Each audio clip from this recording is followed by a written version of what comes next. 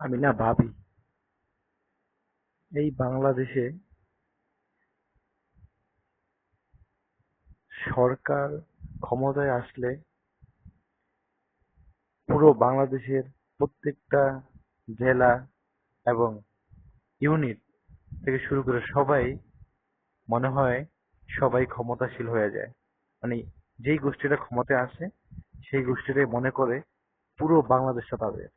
আসলে মূলত এই চিন্তাধারাটা বিগত 54 বছরে যারা এটা ভাবছে তারা তারাই বুঝতে পারছে যে এই ভাবনাটা এই চিন্তাটা আমাদের ঠিক না।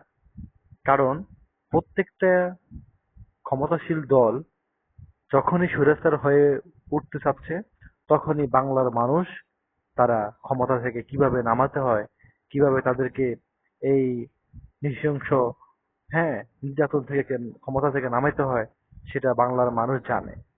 তো বর্তমানে এখন যেই ক্ষমতাশীলী আহ, দল দেশ চালাইতেছে তা সে মনে করে লন্ডন থেকে আসছে, তার পাওয়ারফুল ক্ষমতা, পুরো বাংলাদেশ তার। আসলে এই চিন্তাধারাটা আপনি ভুলে যান। এই চিন্তাধারাটা থেকে আপনি যদি অব্যাহত থাকেন, মনে রাখেন আপনার হৃদয় ঘন্টা যখন বেজে উঠবে তখন স্বয়ং আল্লাহ ছাড়া আপনার কেউ রক্ষা করার মতো থাকবে না। তো আপনি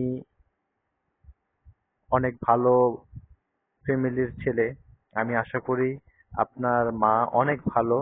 আপনার আম্মাকে আমি আমি খুব ভালো জানতাম। আমি তো ছাত্র থেকেই খালেদা জিয়াকে খুব ভালো জানতাম এবং আপনি সেই খালেদা জিয়ার সন্তান।